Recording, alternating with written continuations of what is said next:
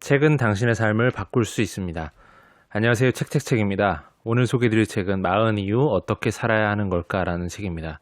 김경준 작가님이 쓰셨고요. 메이트 북스에서 나온 책이고 2019년 9월에 나온 책입니다. 256쪽입니다. 이 책은 마흔 무렵에 접어들거나 이미 40대인 독자들을 위해 쓰여진 책입니다. 저자는 어찌 보면 인생의 성숙기라 볼 수 있는 40 이후의 삶을 살면서 본질적인 삶의 가치에 대해 다시 생각해 보길 권유하고 있습니다. 마흔 무렵부터 나타나는 현상은 소위 말해 고독입니다. 자식과 배우자가 어느 날 좀 거리감이 느껴지는 듯한 생각도 들고, 연로해지신 부모님은 아프시거나 세상을 떠나시는 분도 있고요. 직장에서는 직급이 올라가고 책임이 동시에 커지면서 행동과 감정은 절제해야 되는 관리자가 됩니다. 이렇게 나타나는 고독은 우리가 흔히 표현하는 중년의 외로움이라 말할 수도 있습니다. 저자는 40이 되면 위로의 수단을 찾기보다는 자기 중심을 잘 잡고 합리적인 낙관주의가 필요하다 주장하고 있습니다.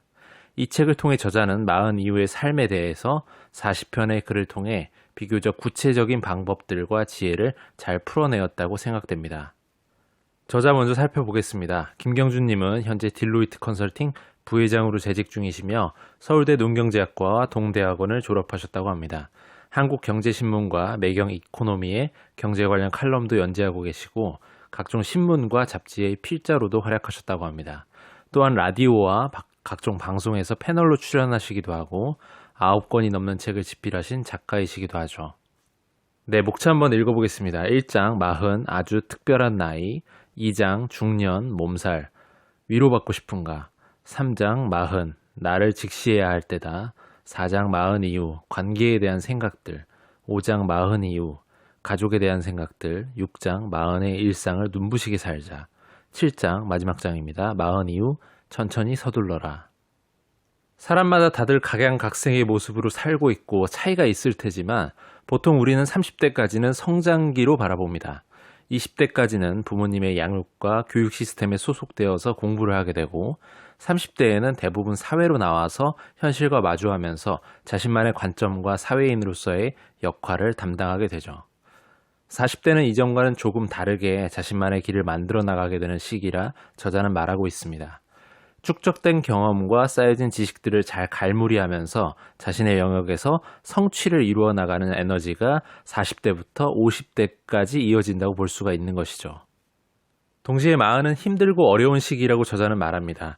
가정에서 그리고 사회에서 짊어지게 되는 의무가 커지고 사랑으로 키워난 자식들은 자신들의 세계를 떠나서 부모 품을 비로소 떠나가게 되고 경제적인 부담은 더욱 커져가는 가운데 연로하신 부모님은 아프시거나 세상을 떠나시기도 하는 그런 시기이기 때문이죠.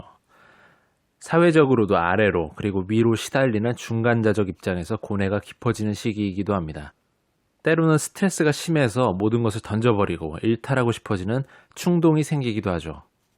40은 가능성과 일탈 사이에서 중심을 잡아야 하는 분기점이라 볼 수 있습니다. 30대의 패기로만 부딪혀서는 40대의 시절을 슬기롭게 헤쳐나가기가 어려울 것입니다. 현재까지 살아오면서 얻게 된 자신의 역량과 미래의 가능성을 냉정하게 살펴보면서 성찰의 시간을 통해 나 자신에 대한 메타인지를 확보해야 됩니다. 그리고 이렇게 정립된 나 자신에 대해서 가치관을 올바르게 점검하여야만 합니다. 가치관이 흔들린다면 풍랑이 몰아치는 40대의 바다에서 표류할 수도 있습니다. 1장 40 아주 특별한 나이. 저자는 20대 후반에 대학을 졸업하고 사회생활을 시작했다고 합니다. 20대까지는 세상을 선형으로 보았고 원인과 결과에 따른 관계가 상당히 정비례한다는 생각을 가졌다고 하죠. 때문에 열심히 내가 노력만 한다면 성취도 크게 할 것이라는 믿음이 있었다는 것이죠. 그러나 30대를 지나면서 재능과 노력에도 불구하고 실패하는 경우들이 존재하는 것을 목도하게 되고 운이라는 요소가 굉장히 중요하구나 함을 느끼게 되었다고 합니다. 바야흐로 인생은 복잡 게임이며 완전한 질서도 아니고 그렇다고 무질서도 아닌 것을 깨달았다고 합니다. 이 파트에서는 저자의 개인적인 인생 항로에 대한 자세한 사례가 나오는데요. 저자는 1989년 증권사에 입사하면서 80년대의 경제 성장을 바탕으로 저자도 회사에 잘 적응하여 쭉쭉 성장을 하다가 갑자기 회사의 조직 개편을 통해 다른 데로 발령이 나게 되고 그러면서 변화가 시작되었다고 합니다. IMF 위기를 맞으면서 주변 사람들이 어려워지는 모습들을 많이 보게 되었고 저자 역시 30대 후반에 갑작스럽게 실직이라는 극단적인 상황을 맞이하게 됩니다. 30대를 보내오면서 생각해 보자면 삶이 자신의 의도와는 무관하게 규정되는 일을 많이 목격하게 되었다고 고백하고 있습니다. 행복하게 결혼하고도 이혼하는 경우도 있고 너무도 건강했던 사람이 젊은 나이에 큰 병을 얻는 경우도 있고 촉망받던 인재가 불운으로 꺾이기도 하고 또 어줍지 않게 생각했던 부류가 행운을 맞아 성공하기도 하고 운명이란 그렇게 인과관계를 논리적으로 설명할 수가 없는 것이며 이것을 이해하는 시점이 되어보니 어느덧 마흔이더라 라고 이야기합니다. 저자는 마흔이란 삶의 여백을 이해하는 나이로 세상을 복잡게로 인정하고 일희일비하지 않으면서 긴 호흡으로 인생을 바라볼 수 있는 나이라고 말하고 있습니다. 공자는 마흔을 사물의 이치를 터득하고 세상 일에 흔들리지 않는 부록이라고 표현을 했습니다. 40대 초반이 되면 대부분 마지가 중고등학교에 다니고 막내는 초등학교에 입학을 하게 됩니다. 아이들이 어릴 때와 달리 엄마 손을 타지 않으니까 여유가 좀 생기는 시기이기도 하죠. 때문에 저자는 어느 여류 소설가의 여자 전성기라는 수필에서 읽은 내용처럼 여자의 전성기가 40, 50대라는 이야기에 크게 공감하면서 남자 역시도 마찬가지라는 의견을 밝힙니다. 20대는 패기가 있지만 사리 분별에 약하고 30대는 경험이 쌓여가지만 아직 본질을 파악하기엔 부족하며 40대에 이르러서야 비로소 경험도 풍부하고 지혜도 갖추어지며 체력도 충분하다는 것이죠. 2장 중년 몸살 위로받고 싶은가? 삶이란 본래 고단하고 외로운 것이라 얘기합니다. 가족과 친구가 물론 있지만 이렇게 친밀한 관계조차도 조금씩 달라지기도 하며 마흔에 접어들면 모든 인간관계에 반드시 변화가 생긴다고 이야기합니다. 자식들과 배우자는 조금 멀어지기도 하고 직장에서의 책임감은 커지고 감정은 절제해야 되면서 중년의 외로움으로 나타나게 되는 거죠. 위로받고 싶은 마음이 커지는 시기가 바로 마흔이라는 것입니다. 저자의 삶도 순탄치만은 않았다고 합니다. 힘들 때마다 위안을 주었던 것은 바로 마키아벨리의 군주론이었다고 하는데요. 군주론에서 리더가 가져야 할 덕목을 접하면서 용기와 지혜를 얻었다고 합니다. 마키아벨리에서 얻은 지혜를 단단히 가지고서 저자의 40대를 잘 버텨낸 것이죠.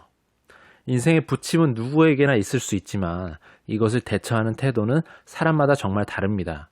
이러한 부침에 흔들리지 않으려면 마음의 중심이 필요합니다. 종교, 신념, 가치관 등에서 본인의 중심을 잘 잡을 수 있어야 되면서 현실을 직시하되 희망을 잃지 않는 합리적 낙관주의가 필요하다라고 저자는 말하고 있습니다. 3장 40, 나를 직시할 때다. 오스트리아 심리학자 알프레드 아들러의 사상을 대중적으로 풀어쓴 일본 작가 기시미 이치로의 미움받을 용기가 우리나라에서도 아주 큰 인기를 끌었습니다. 저도 읽어본 적이 있는데요. 아들러는 심리적 문제는 자기 자신에 기반하며 문제를 극복하기 위해 타인의 인정에 집착을 하지 말고 타인으로부터 미움받을 것을 두려워하지 말고 극복을 해야 된다라는 것이 핵심 내용이지요. 마흔을 맞은 사람은 평판과 소신에 있어서 균형을 잡아야 한다고 말합니다.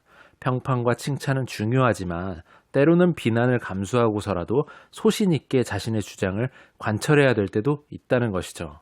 미움을 다소 받더라도 필요에 따라서 자신의 소신을 지키는 것이 진정한 용기라면서 저자는 그것을 강조하고 있습니다. 4장 40 이후 관계에 대한 생각들. 40 이후는 사회생활이 누적되면서 지인들은 늘어나지만 반면에 친구는 줄어들게 됩니다. 친구들과의 관계에 있어서도 교류의 빈도는 좀 줄어들고 친밀감도 조금씩 달라지게 되는 것이죠. 바야흐로 40은 인간관계가 재편되는 재편기라는 것입니다. 40이 넘어가게 되면 어떤 형태이든 간에 수직적인 위계질서인 조직에서 중간 이상의 위치가 되기 마련입니다. 회사의 경우에서도 관리자급이 돼서 조직의 장으로서 구성원들을 거느리게 되는 것이죠. 하지만 후배들에게 실력과 경험으로 인정받지 못하면서 직급과 연차만으로 대접받으려고 한다면 소위 말하는 꼰대가 되는 것이라 저자는 말합니다. 반드시 역량과 인품으로 존중받는 선배가 되어야만 된다는 것이죠. 5장 40 이후 가족에 대한 생각들. 저자가 아이를 키워보니까 1살 반에서 7살 사이의 기간이 가장 귀엽다고 말하고 있습니다. 아이가 커나가면서 자기 주장이 생기기 시작하면 아가일 때와는 다른 차원으로 넘어가게 된다는 것이죠. 그러다가 중학교 전후 사춘기가 되고 감정 변화가 심해지면서 부모에 대한 반항을 하게 되는 모습도 보게 됩니다. 부모 품을 벗어나서 독자적인 세계를 만들어 나가는 자식들과의 갈등의 문제를 슬기롭게 잘 해결해야지만 부모 자식 간의 앙금이 없어지고 관계가 유지될 수 있다고 저자는 말합니다. 장편 로마인 이야기를 쓴 유명한 일본 작가 시오노 나나미는 교육에 관해 이런 견해를 밝혔습니다. 교육에 대해 배우려거든 동물의 왕국 다큐를 보라. 어떤 동물이든 부모는 자식이 독립할 때까지는 성심껏 돌보고 키워주지만 역시나 목표는 자식의 홀로서기다. 사람도 마찬가지에 해당하며 참 의미하는 바가 큰 내용인 것 같습니다. 6장, 마흔의 일상을 눈부시게 살자. 최근 들어 소확행이라는 말이 유행입니다. 소소하지만 확실한 행복, 소확행. 이 말은 가지고 있는 돈에 한계가 있으니 접근 가능한 작은 선에서 지출하고 이를 통해 행복감을 느끼는 소비 트렌드입니다. 무엇보다도 타인을 의식하지 않고 자신의 만족에 집중하는 것이 중요하다는 것이죠. 저자는 자신의 소확행은 아이들과 신나게 노는 것으로 아이들이 유치원, 초등학교 시절에 함께 자신과 놀았던 추억이 너무나도 행복했다고 고백하고 있습니다. 그러나 중학교에 아이들이 가게 되면서 슬슬 빈도가 줄어들더니 이제 고등학생이 된 아이들은 또래가 더 중요해지고 저자와는 시간을 보내려고 하지 않으며 때문에 인생에서 타이밍이 중요하다는 것을 더욱 강조하고 있습니다. 세상을 살아보니 인생에서 가장 중요한 것은 내가 결정할 수 없는 것들이었다고 말합니다. 바로 목숨과 건강 같은 것들인데요. 이 맥락에서 40대 후반에는 신체적으로 반드시 건강에 관심을 가져야 된다고 강조하고 있습니다. 40 무렵에 접어들면 건강도 한계가 있다는 점을 반드시 인정하고 젊은 시절 무한 체력으로 질주하던 모습을 그리워하지 말고 반드시 관리하는 습관을 만드는 것이 중요하다고 말합니다. 7장, 40 이후 천천히 서둘러라. 저자는 40대를 맞아 10년의 계획을 세워보라고 이야기하고 있습니다.